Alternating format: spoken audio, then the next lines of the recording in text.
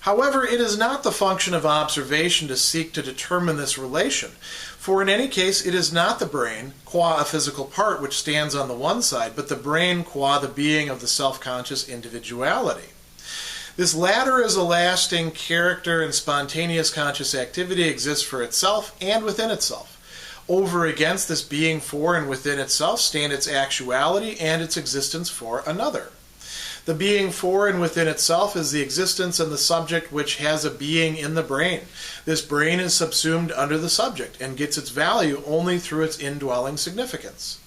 But the other aspect of self-conscious individuality, the aspect of its outer existence, is being qua independent and subject, or qua a thing, that is, a bone. The actuality and existence of man is his skull bone. This is how the relationship and the two sides of this relation are understood by the consciousness observing them.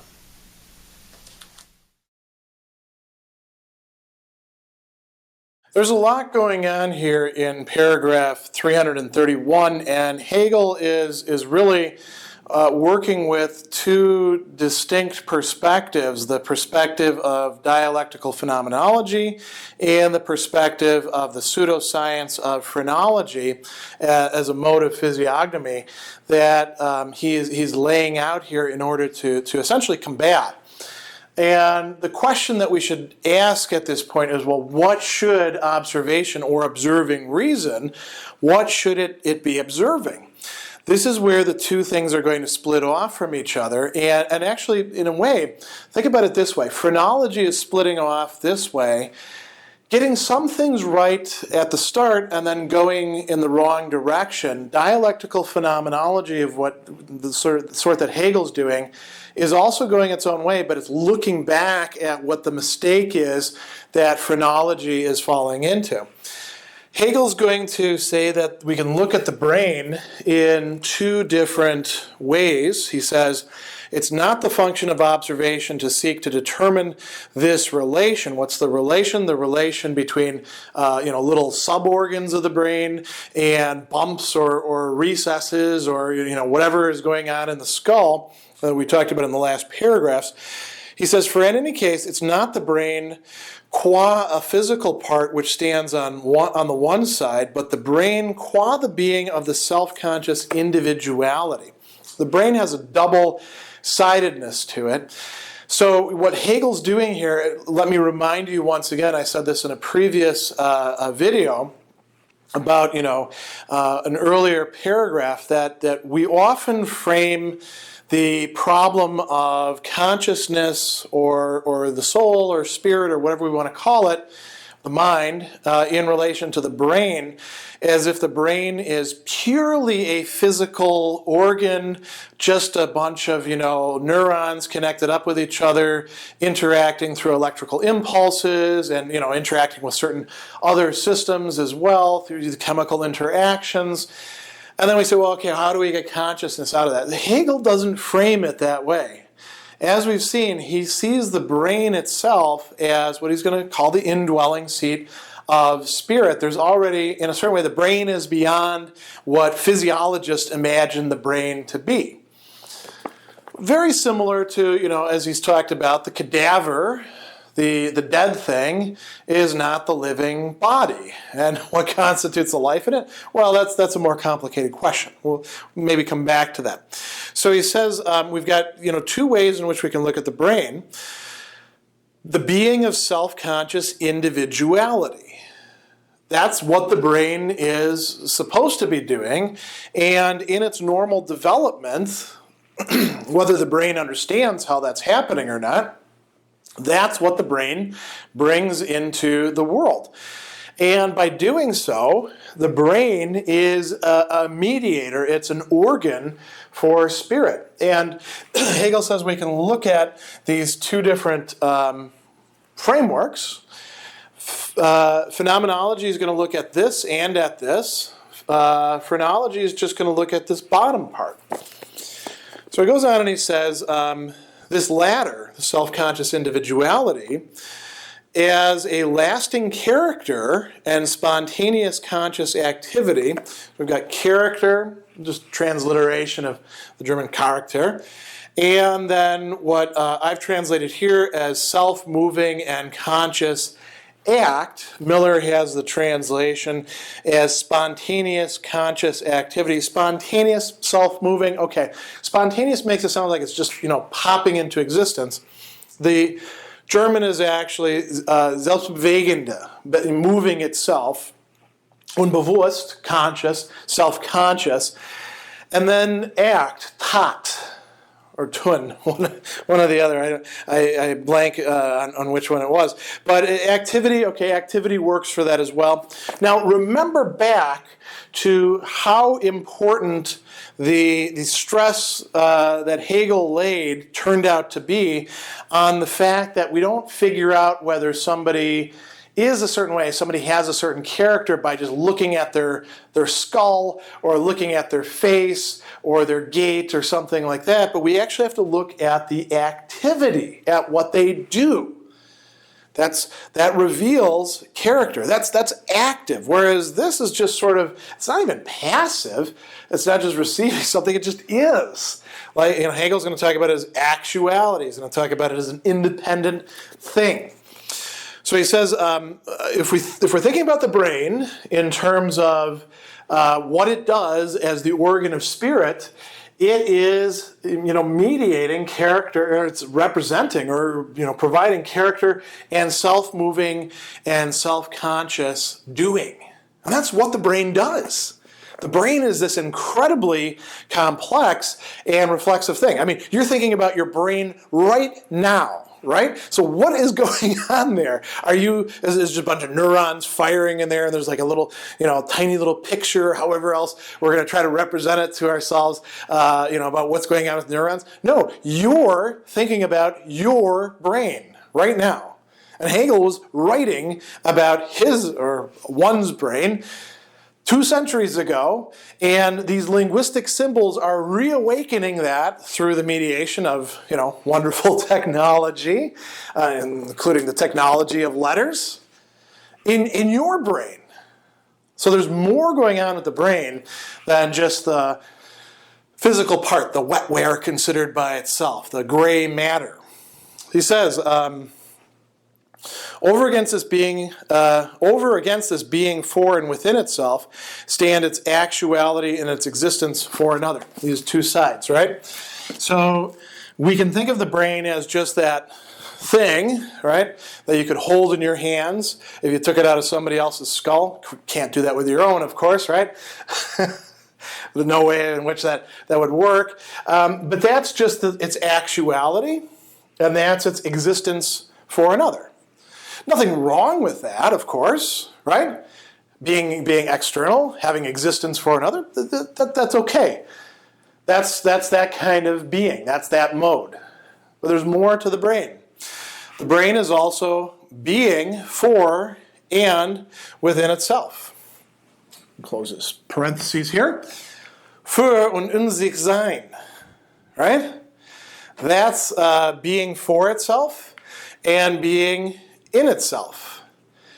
Within itself is how we're translating it here, rather than an sich, in sich.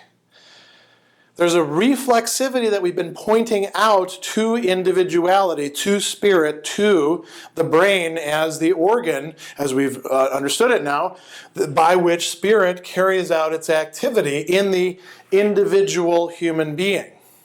Spirit also carries out its activity within society, within culture, these things which impinge upon the individual, but we're going to get to that stuff later in the spirit section and in other parts of the reason section. So we have a huge difference between these two ways of looking at the brain. He goes on and he says, the being for and within itself is the essence and the subject which has a being in the brain. This being is subsumed under the subject and gets its value only through its indwelling significance. Okay, what does all that jargon mean, right? Another way of thinking about this is that insofar as we can actually understand what Hegel's saying with our brains, we're doing precisely what he's talking about. Insofar as our brains can be a question for us, that's not just a bunch of neurons firing, but something that has significance. We are observing reason as a mode of spirit, understanding itself in relation to its very corporeality, mediated through that organ. So this is quite important here, isn't it? He says the being is subsumed under the subject, right? Under the thing which can act. Which can act not only on other things, but upon itself. What is the act of the brain? Well, it does a lot of things. It commands, right?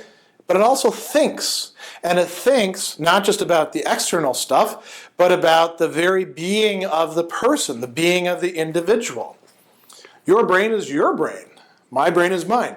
We can't really do the science fiction swaps of taking your brain out of your body and my brain and swapping them back and forth, or uploading them to a computer, and then you download your brain image into me and vice versa, or something like that. In part because it is tied to individuality, which is corporeal. So he goes on and he says, but the other aspect of self-conscious individuality, the aspect of its outer existence, is being as, qua, independent and subject, or qua a thing. It's an independent thing. This is the brain, understood as that gray mass, grayish, pinkish, full of all sorts of goopy stuff inside of your head. And this is something that's also real. And he says it is present as an independent thing. And here's where we're getting to the perspective of the phrenologist, right? He says it is qua a thing, that is a bone. What bone? The skull. The skull that is reflecting what's happening in the brain, or reflecting what has developed of the brain, or what the brain has to tell us about itself. Not through action, not through what a person actually does, but through bumps, through protuberances, through little recesses, through all of these sorts of things that, if you think about it, are really kind of funny to talk about. And he says, so if we adopt this point of view, which Hegel is not endorsing, what is the brain? The actuality and existence of man is his skull bone. The actuality and existence of a person, of an individual, is that skull that you can feel, that you can look for bumps under the hair. Maybe shave the head so you can see the bumps a little bit better. A little bit of a digression here. I remember when I went in the Army, there's a time that happens where you're all recruits and people come in with all sorts of hair, and then everybody goes to the barber and it all gets shaved off. And suddenly people look, very strange, not just because they don't have hair, but you look at some people and you're like, wow, that guy's got a funny head. And other people you look at and you're like, that guy doesn't look too bad bald. Some people you look at and they've got big scars and all sorts of things. You're like, wow, what happened to you? Well, that's because that's the externality. That is being existence for another. I can look at your head once it's shaved and say, that's a big knot you got there on your head. How'd you get that? Because you exist for another that way. That's how we exist in the world. A world full of others, and we're reducing, as doing the phrenology path, we're reducing a person down to their skull, down to what is exhibitable, we might say. So he says, this is how the relationship and the two sides of this relation are understood by the consciousness observing them. This is how observing consciousness, goes in the wrong direction in the pseudoscience of phrenology.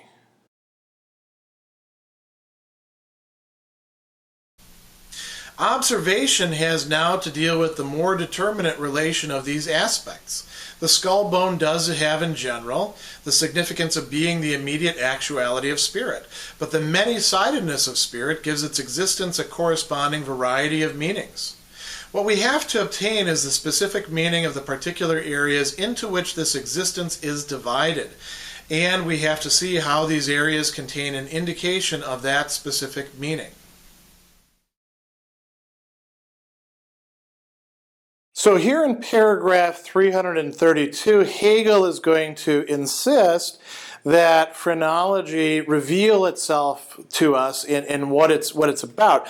He says observation now has to deal with the more determinate relation of these aspects. So it's not enough just to say that there is some sort of causal relationship here in general between spirit and the skull bone. He does say that the skull bone can be understood as the immediate actuality of spirit. That's quite all right.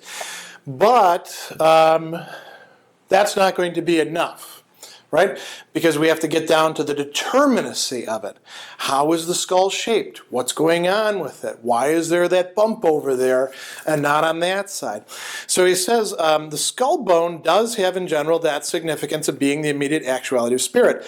But spirit is many-sided. It's vielseitige in the German. So this many-sidedness, this, we might call it, pluropotentiality if we want to joke around in terms of cellular things, since we're talking about, the organ, right? Because of spirit's many-sidedness, that many-sidedness has to have its representation, its expression, its push and pull, you might say, in that skull bone. And so Hegel is going to talk here about particular areas of the skull bone.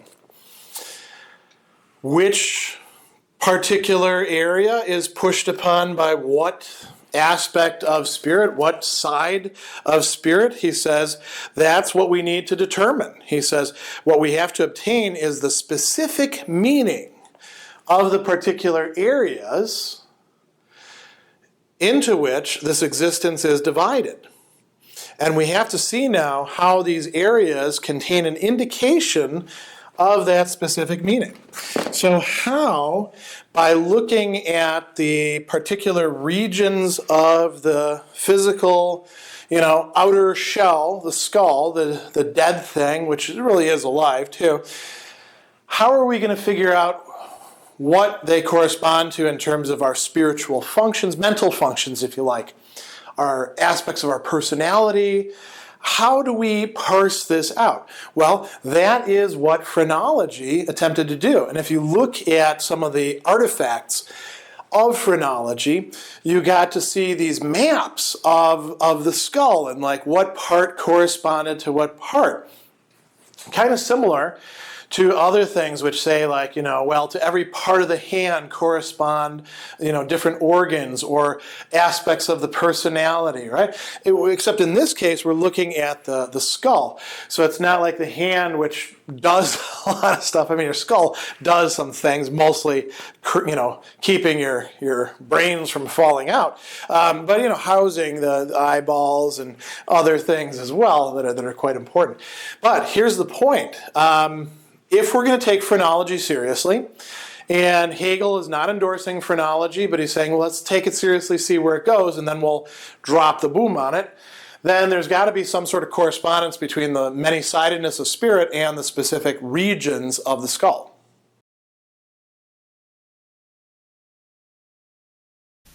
The skull bone is not an organ of activity, nor even a speaking movement.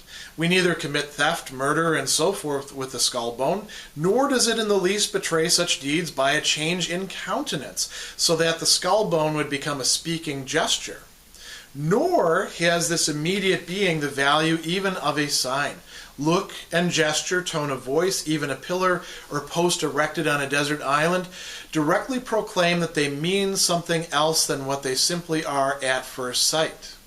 They at once profess to be signs, since they have in them a peculiarity which points to something else, by the fact that it does not properly belong to them. A variety of ideas may well occur to us in connection with a skull, like those of Hamlet over Yorick's skull. But the skull bone just by itself is such an indifferent natural thing that nothing else is to be directly seen in it or fancied about it than simply the bone itself. It does indeed remind us of the brain and its specific nature and of skulls of a different formation, but not of a conscious movement, since there is impressed on it neither a look nor a gesture, nor anything that proclaims itself to have come from a conscious action. For it is an actuality whose role it is to exhibit another sort of aspect of the individuality, one that would no longer be a self-reflected, but a purely immediate being.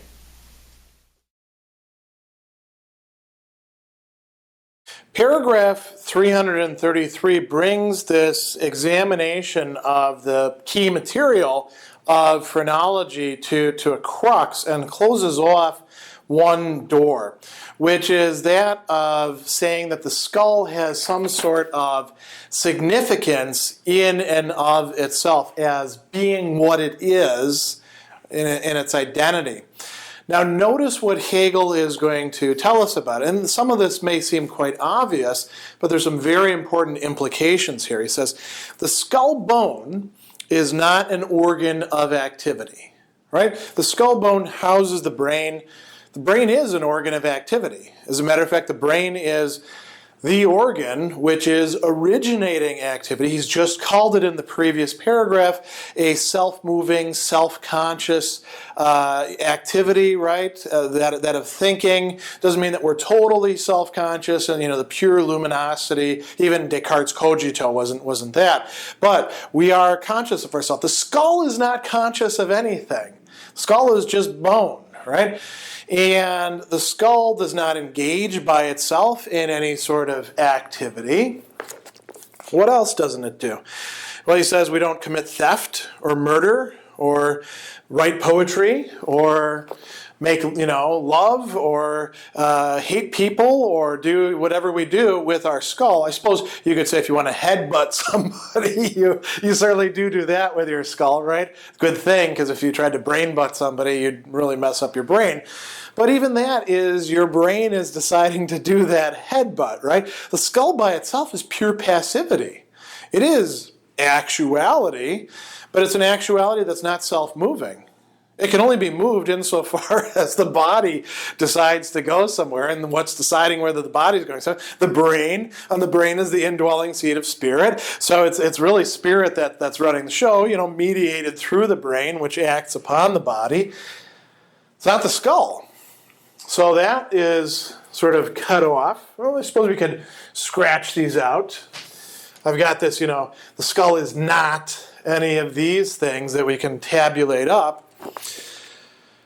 He says, it doesn't in the least betray these deeds by a change of countenance, so that the skull bone would become a speaking gesture, right? It doesn't engage in any sort of linguistic activity. It doesn't even do so by what it provides a shape for. The skull can give you a certain appearance, right? I have high cheekbones, which I guess is in many respects a good thing. Although, low cheekbones might be nice for other things as well, right? But it doesn't affect whether I'm smiling or whether I'm grimacing or whatever I'm doing. The skull doesn't affect that. It can condition the way my smile looks, right? I mean, we may as well say that the teeth do their job too. I guess the teeth could be part of the skull if you want, right? Nice smile, maybe not so nice of a smile, whatever it's going to be, right? Angry face, maybe I show my teeth or something along those lines. The skull is merely a stage in which these things can happen. It originates nothing. The skull by itself does not give you any sort of significative gesture or look. Gebärde is gesture, right? The minne is the look, the countenance, the cast. Something else has to be using the skull in order to do that. So the skull considered just by itself isn't capable of that. Now, I mean, you can do reconstructions the way they do on these, discovery shows where you take the skull and you reconstruct what the face would look like. But that's a dead face. That doesn't have animation to it. Of course, you can use, computer programs to make the face do certain things. We've even got those interesting robots now that make all sorts of facial gestures. But that's just programming, and that's got to have movement. The skull by itself doesn't move itself. It only moves when it's participating in something which is more than it, that is using it. When the skull is considered solely on its own account, it doesn't possess these. He goes on and he says something else. It doesn't have the value even of a sign. Now, a sign for Hegel is, in many respects, lower than it would be in value, you might say, than it is for other theorists who work in the field of what we call semiotics. For semioticians, everything is potentially a sign, and signs can be arbitrary, or they can be what we call motivated, where there's some sort of meaning encapsulated in them that isn't just sort of thrown in there arbitrarily. For Hegel, when he uses the word sign, he tends to mean the arbitrariness, and he's saying, look, it doesn't even have the arbitrariness that signs themselves have. That's really getting low on the pole, you might say, or the arrangement of spirit for Hegel. So, what are things that give us, the aspect of saying, well, gestures and looks, right? A gesture doesn't have an automatic decoding process for it. Some things, this is why we have to do cultural sensitivity classes, right? When somebody goes from one culture to the next culture, the same gesture might be great to do in one culture, and it means something horrible in the other culture. That's because there's a kind of arbitrariness, because it is a sign. Hegel talks about tone of voice. Skull kind of influences your voice.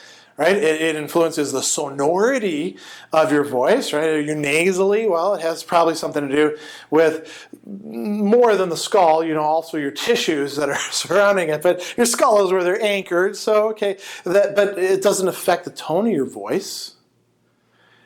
Am I talking to you in a nice way right now because of something having to do with my skull, and now talking to you in an aggressive way because of something to do with my... No, has nothing to do with my skull. I originate that, and the I here in this case is the brain and the spirit that's using that brain as its organ. The skull is just where it's happening. Skull is, you might say, the vehicle that's allowing that, or the house, the structure around it. Hegel even goes so far as to talk about artifacts. He says, even a pillar or post erected on a desert island directly proclaim that they mean something else than what they simply are at first sight. So this is one of the things that's important to point out, that Hegel's kind of presuming that you understand. A sign is something that doesn't just signify itself, it signifies something else. So let's take this for example. Reading, right? Hegel's Phenomenology of Spirit. Those letters are signs. They're put together in larger order sign like the word Hegel. What's that Hegel? Is it just referring to those letters? No.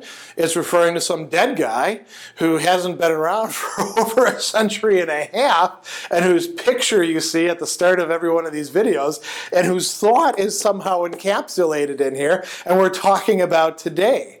There's a lot of stuff going on there semiotically in terms of the signs that are happening. There's a whole world of reference, or at least meaning, outside of just this thing here. What about the skull? Is the skull a sign in that sense? Well, we put a skull and crossbones on pirate flags, and we have a skull for, poison, and people get tattoos of skulls, I guess, to make themselves look tough, or, maybe out of sentimentality, I don't know. We have different kinds of skulls. We have funny skulls and ugly skulls, and, okay. But that's not a skull taken just on its own. He has this great example here that, if we've never read Hamlet, at least we know about this scene where Hamlet has Yorick's skull in his hand. He's actually in the graveyard. And he says, "Alas, poor Yorick, I knew you well," right? And he's talking to the skull because Yorick is dead. Yorick is gone. The whole of Hamlet is, in many respects, a meditation upon death and what happens to us in our corporeality and our spirituality when we die. And so he says, a variety of ideas may well occur to us in connection with a skull, like that of Hamlet over Yorick's. But this skull bone just by itself is such an indifferent, natural thing that nothing else is to be directly seen in it or fancied about it than simply the bone itself. If we're not bringing to the skull all sorts of associations of our own, but we're just looking at the skull itself to figure out something about human activity, human significance, human meaning, even the crazy things people do, like put up a post on a desert island beach, we're not going to see anything. Now, Hegel is not using this term identity here, but I think this is a good term to bring up at this point. What he's saying here is that the skull just is what it is. It's a pure identity. And as a pure identity, it doesn't have any significance. He goes on and he tells us the skull could remind us of other things. It might remind us of the brain and its specific nature, and of skulls of a different formation, but it cannot remind us of a conscious movement. It can remind us of the brain as this wet, goopy thing with all these lobes that goes inside of it, sort of like a walnut, inside of its shell, only a lot, messier than a walnut, right? And a lot more complicated and more interesting. But it can't tell us anything about what the brain does. This is going to be a big problem for phrenology. If we're just considering the skull solely on its own, then we don't really have that much to work with. There isn't a meaning to even be explored, let alone exhausted there. He says, there is impressed upon the skull neither a look nor a gesture, nor anything that proclaims itself to come from a conscious action. For it is an actuality whose role it is to exhibit another sort of aspect of the individuality, one that would no longer be a self-reflected, but a purely immediate being. When we're reduced to our skulls, and remember, in the previous paragraphs, right, Hegel has said the actuality of a human being is their skull, according to phrenology. It's a reduction to pure immediacy. It's a reduction to pure actuality. It's a effacement, an evacuation of meaning, of consciousness, and thereby of individuality in the human sense. Skulls can have individuality as skulls, right? Because they're this skull as opposed to that skull. But they don't have the sort of individuality that humans have that we're supposed to be observing in this section of observing reason. And so identity is I put that up there for a play on words. We have a sort of bare identity of the skull with itself. We don't have what we talk about as our identity, as the identity of a person. That lies over here in all of these sorts of things and more in, of course, spirit.